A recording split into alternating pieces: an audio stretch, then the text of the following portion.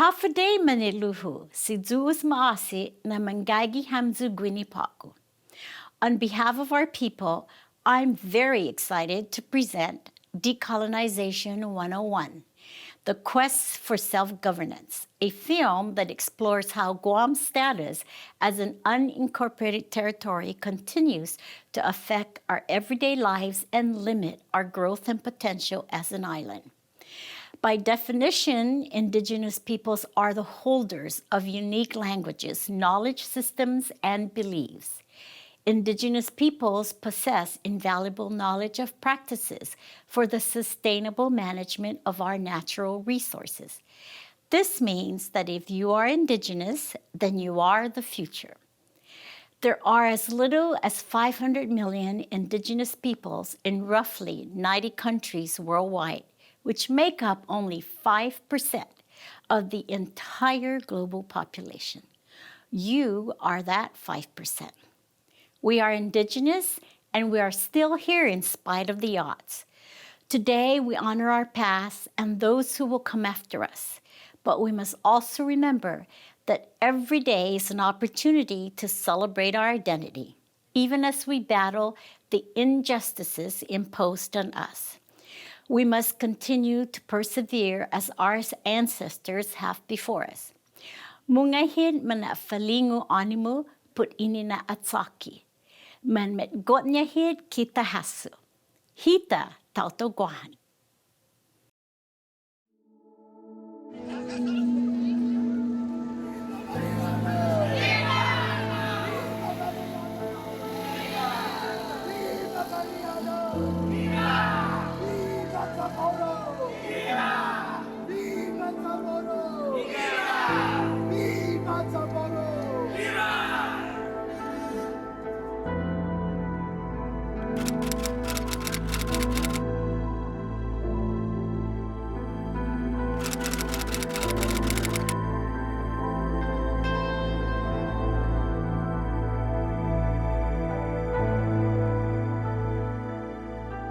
Self-determination is a right of a people to determine their political destiny as a people.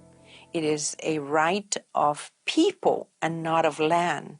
In Guam's case, the Chamorro people, the indigenous people of Guam, who have been promised this right, has this right of self-determination. It is an inalienable right, meaning that it cannot be bought, it can't be sold, and neither can it be transferred. The Chamorro people have inhabited the Mariana Islands for over 4,000 years. But in the last 500 years of their history, the people have been subjected to colonization that has impacted every aspect of their lives. As a Spanish colony, the people of Guam endured a violent period of war and disease brought by the Spanish, followed by non-democratic U.S. naval government rule and a brutal Japanese occupation during World War II.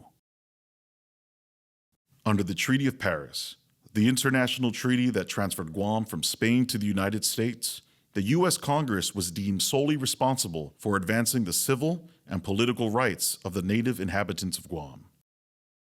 Though Guam has made major strides in creating an organized system of government, as an unincorporated territory of the United States, Guam remains subject to the unilateral control of the federal government, meaning that decisions affecting their island can be made by people 8,000 miles away, with no input or consent from the colonized people of Guam.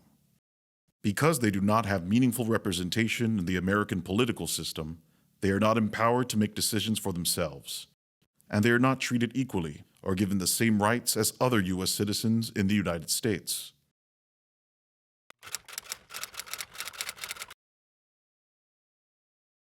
Quite simply, it just means that you are a possession but not a part of the United States. It's a legal definition. It means that we are not on the path to statehood. That's what unincorporated territory means. Right now, we have to follow the guidelines that are given to us from the United States. And it doesn't matter if those guidelines are applicable to Guam or not. We have to follow them. And we're following things that are not culturally sensitive to us. We're following things that are kind of backwards when you apply it to our island. but we don't have the choice. To be an unincorporated territory of the United States essentially means that we are living in a jurisdiction that does not have full rights of democracy. An unincorporated territory of the United States means that you are a possession of the United States. There's a lot of nice ways that we can put it. We can call ourselves Guam, where America's day begins. We can call ourselves Guam, America, and Asia. But unincorporated territory reminds you that despite all the nice ways you dress it up, the U.S. considers you to be owned property. An unincorporated territory is a palatable construction. It's something that legitimizes something that shouldn't exist any longer, which is in essence a modern-day colony. The United States is not recognizing us as the indigenous people of these islands of the Marianas.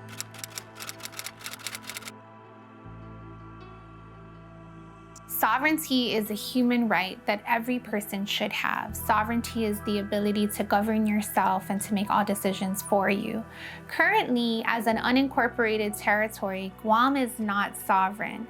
Therefore, that basic human right is violated by the nature of the type of political status we have. It has been very disheartening to know that because we are not sovereign and because we are a territory of the United States, we're dictated a lot about what happens here. 70 years ago, when the United States came back and liberated the Chamorro people from the Japanese, they were extremely overwhelmed with gratitude.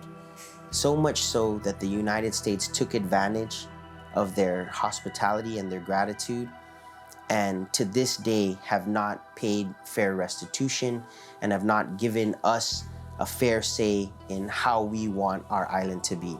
They continue to dictate to us how things should be done on our island. There are a number of different examples of how our democracy is not exercised or we are not given the right to full governance. And so, for example, the most obvious one that oftentimes is a subject of discussion is our inability to vote for the United States president. We have an elected official who we don't get to participate in electing. So in that regard, the very basic civil right of voting for that particular position is not made available to us. Chamorros were assured in the Treaty of Paris when the Spaniards and the Americans signed the end of the Spanish-American War and transferred jurisdiction of Guam from Spain to the United States. The progression, the political progression of the people was guaranteed, but how have we gone forward from that? My grandparents were not born US citizens, and then magically overnight, one morning, they woke up and they were. There was no vote, there was no informed consent. They went through a war without having any part in that. It's always these extenuating circumstances made from the outside, and that is just unhuman to do. And so, yes, Chamorro people's rights are being trampled on a daily. We have no voting representation in Congress. It's just completely unfair to our people.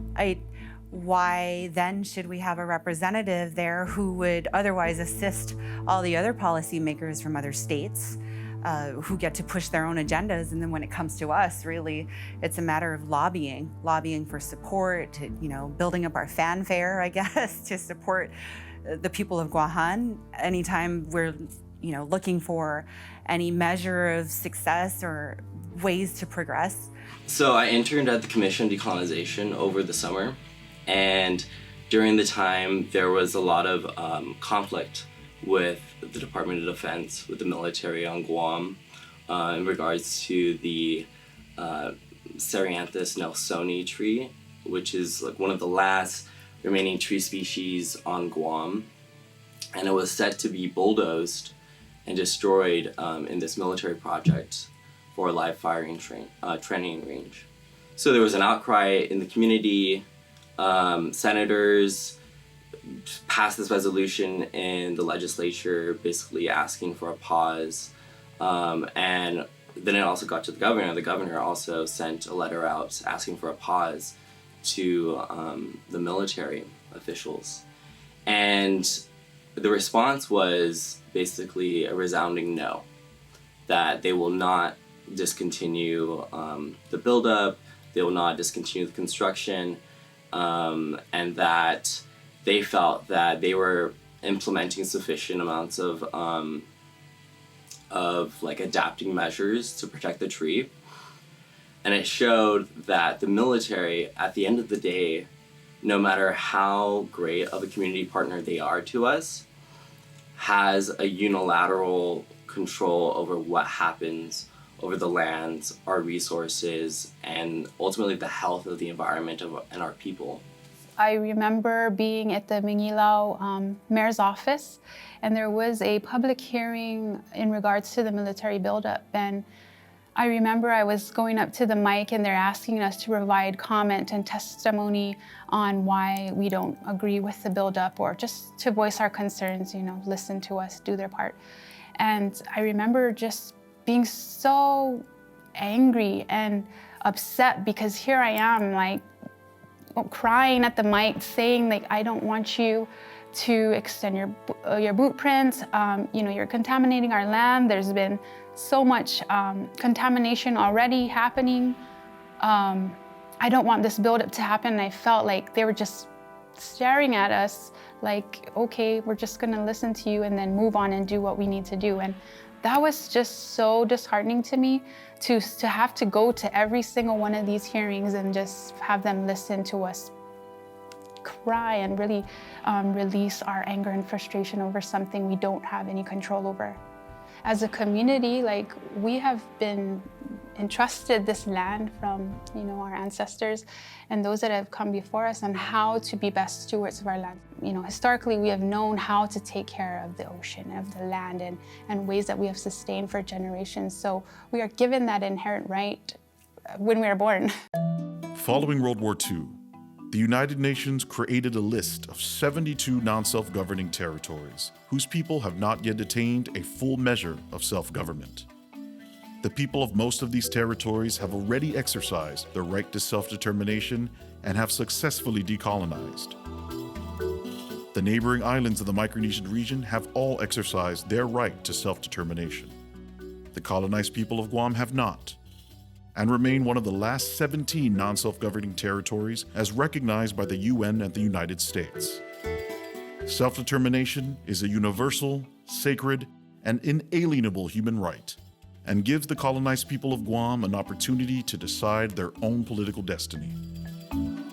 With an exercise of self-determination, the colonized people of Guam express how they wish to define their relationship with the United States, whether as a state of the U.S., in free association with the U.S., or as an independent country. All people everywhere have the right to determine what their destiny is. Self-determination is the ability to make decisions as a people about your political future. It's really about realizing that we as a people, we ought to have the same position as every other nation and every other country to negotiate for ourselves all the decisions that are made globally that have an impact on our people. Self-determination is ultimately about having the ability to make our own decisions for ourselves, whether that's good or bad. It's ultimately having the power to determine our own destiny and our own fate. We should have the opportunity to take a critical lens to our system of government and figure out what works for our people and what doesn't. It's our responsibility to examine and explore what are those possibilities and how could this change? How could we improve this? And then from there, that then becomes our choice. After we have all of this education, after we really understand what the current status means, what does it entail, and then what do these other status options provide or offer to us, now we have to make a decision. Now we have to decide, okay, for ourselves, what do we want? Guam law says that only native inhabitants of Guam are qualified to participate in a self-determination referendum. What that means is that anyone whose ancestors or they themselves were made a U.S. citizen by virtue of the 1950 Organic Act of Guam. So essentially, what Congress did was throw a net around everyone living in Guam in 1950. And so basically that entire group and their descendants are all considered native inhabitants of Guam, and they all get to vote. They alone get to exercise the right of self-determination. They get to choose one of 3 internationally recognized options. Decolonization is much greater than just a vote on political status. It is the colonized people asserting their inherent right to govern themselves and make decisions in their homeland. Decolonization is changing the way that colonized peoples think and see themselves. It's reaching into your minds and reimagining what your colonizers have led you to believe about yourselves. It is taking your challenges, finding new solutions, and empowering your people to make the changes that you wish to see. Decolonization is pushing back against the idea that Guam is too small, too isolated, too insignificant to govern itself, and demanding that the colonized people be given the same dignity and respect as everyone else. The indigenous people of Guam, who have endured almost 500 years of uninterrupted colonization, deserve the dignity of being able to decide for themselves what they want their political destiny to be.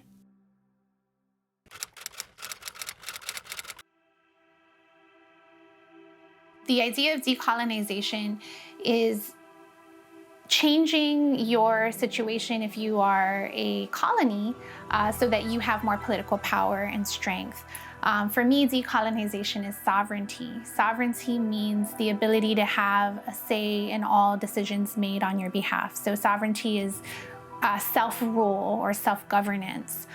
Currently, Guam does not govern itself alone. We do have a local government, but Congress reserves all final decisions. So Congress can override any of our laws, can make any decisions for the island that we can't change. It's the coming out party. It's the bar mitzvah, it's the sweet 16, it's the graduation.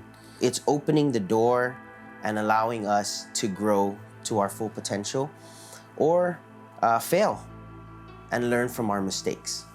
I think in a practical sense, decolonization is reclaiming ownership of what we value most. It is our commitment to create government and a quality of life that is acceptable for us.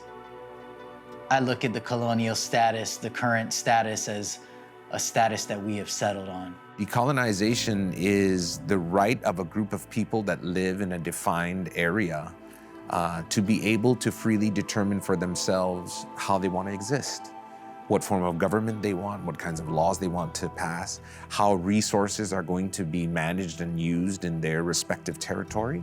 It affords the right of a group of people to move forward in their destiny as they see fit, without external pressure or without mandate of another foreign power.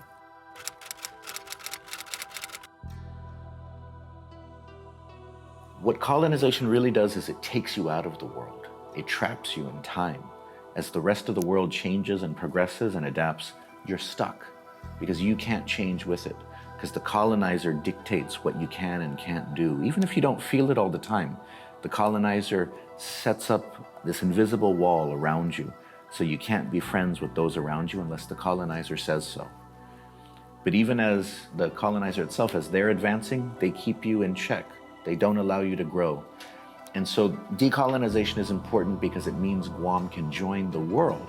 It means Guam can join the United States as a real member of the United States, a real part of the Union. I mean, think about this. How can we say that we are proud to be Americans when the person that we vote to go to Congress does not even have a vote? Part of our challenge is that we have to be educated about what the current status means and what these other models mean. And we have to decide for ourselves what's going to be best for us.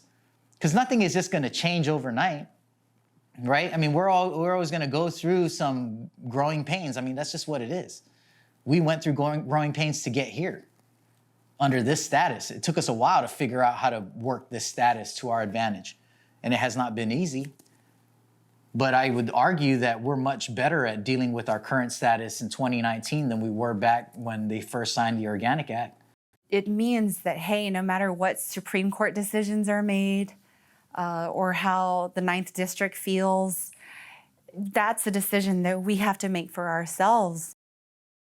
A lot of people see decolonization in the opposite. They think that, okay, decolonization means Guam will become a third world country, will be shut off to the world. But in fact, Guam's role as an unincorporated territory has actually shut us out from the world because we don't participate in the conversations that the world is having about things, like I said, like the economy. How dangerous is it for public health now that the U.S. has withdrawn from the World Health Organization? I think from a global perspective, what we learn from this virus is that what happens in other parts of the country can dramatically impact the United States and the U.S. economy. Or things like, for example, climate change. The president notified the rest of the world again yesterday that 1 year from now, the day after the 2020 elections, the U.S. will formally withdraw from the Paris Climate Agreement. The rest of our region is able to get funding to combat climate change or the impacts of climate change. Guam doesn't have that ability because the United States represents us in those forums. Political decolonization for Guam means that we'll finally have more autonomy, more self-governance. We'll be an equal actor to other sovereign bodies. Guam public law, as guided by the United Nations Resolution 1541, recognizes 3 political status options in Guam's quest for decolonization: statehood, free association with the United States, and independence. Established in 1997, the Commission on Decolonization was created with 3 political status task forces to lead the educational campaign in preparation for Guam's decolonized future. The 3 internationally recognized options are independence, free association, or full integration, which we sometimes just in shorthand call statehood. The international community has already made a very profound decision, and they have decided that colonialism is a crime. The very enterprise of colonization is considered abhorrent to the international legal order. The right of self-determination belongs to what's called an exalted class of legal norms. Essentially, these are rules that are considered so sacrosanct, so sacred, that no state is allowed to derogate from them. No country is allowed to violate these rights. And colonization is now considered illegal. That's exactly why to have conversations about how the status quo is an acceptable option flies in the face both of history and law. Opinions about the law are not law, you know? The law is settled, and the law says that self-determination is a fundamental right precisely because colonialism is a condition of unjust relations that has absolutely no place in the modern world.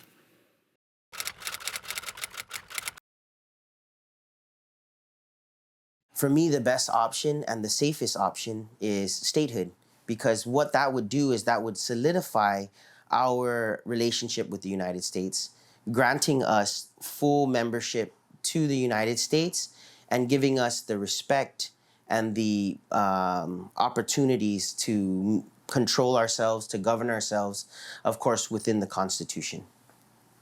And for me, that's the best bet, because we have the safety and security of the United States and still maintaining that relationship, but with all the freedoms that every other state in the U.S. has and all the opportunities that we want for ourselves.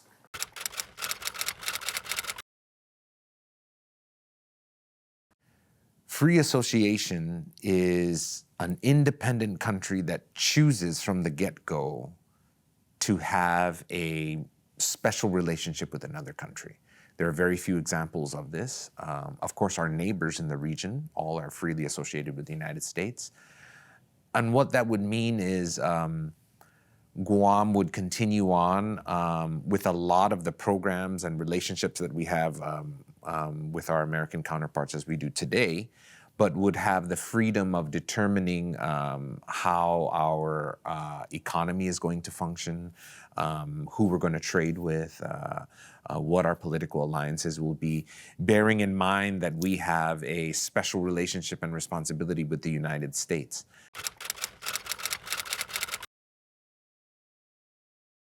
I like independence because it would afford Guam the most flexibility and the most freedom.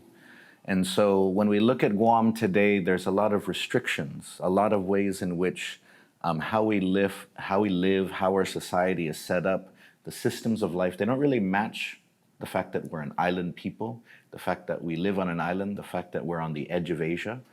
And so we're inhibited in a lot of ways.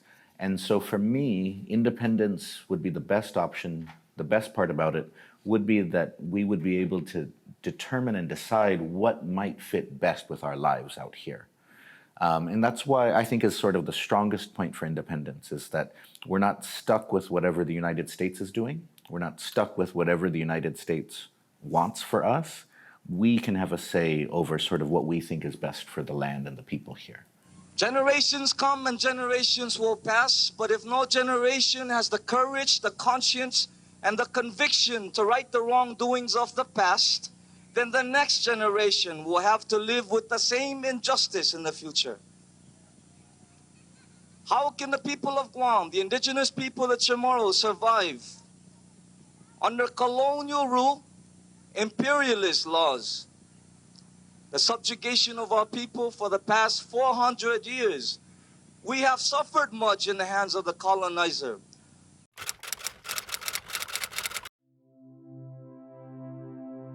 I believe that decolonization is inevitable. And the process is not something that's going to happen in one day, in one plebiscite vote, in one night. It's a movement, and it's not a marathon, and it's not a lifetime. It's several lifetimes. The process is going to take, and right now, what I believe we're doing is starting the foundation. The foundation to educate people what our status is now and why we deserve better. I believe that it's possible, and I'm gonna maintain that belief, and I keep manifesting that in my daily life and in my children's life, and to pass it on. So I believe that in our day, we're gonna see a decolonization happen on Guam. And I see so many beautiful people involved in the movement and that are working really hard to make that a possibility. Working for decolonization is about thinking about future generations. It's a long-term concern for numerous generations of Chamorros that will come to have a better tomorrow, to have a better life, to have a better society. We're up against lots of challenges, no doubt. But I want to mention that while most of what we're talking about is the political decolonization process, there also is a very important parallel sort of personal decolonization process.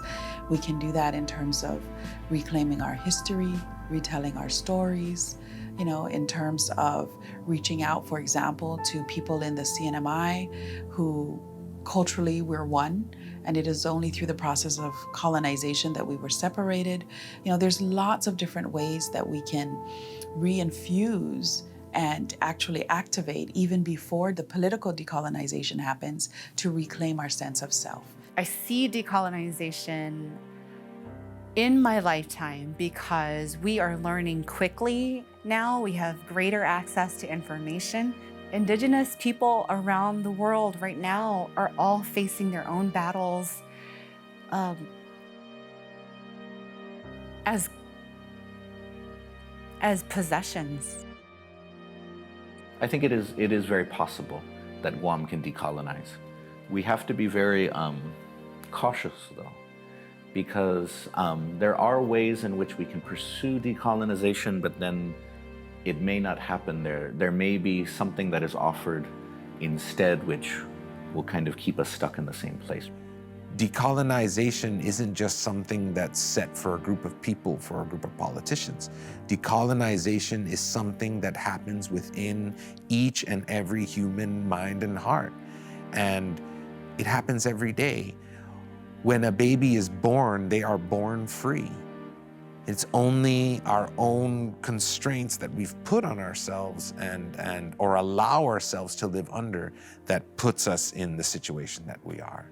And so Every day, people decolonize, and little by little, people decolonize. It's not something that can happen overnight. I think as you look at Chamorro literature, Chamorro dance, Chamorro art forms, Chamorro films, you will see the progression of people slowly but surely changing their worldview. And with each generation, that worldview will change. And it's a good thing because we live in an interconnected world, and it's important that in that interconnectedness that we don't lose who we are as a people, that we don't lose ourselves.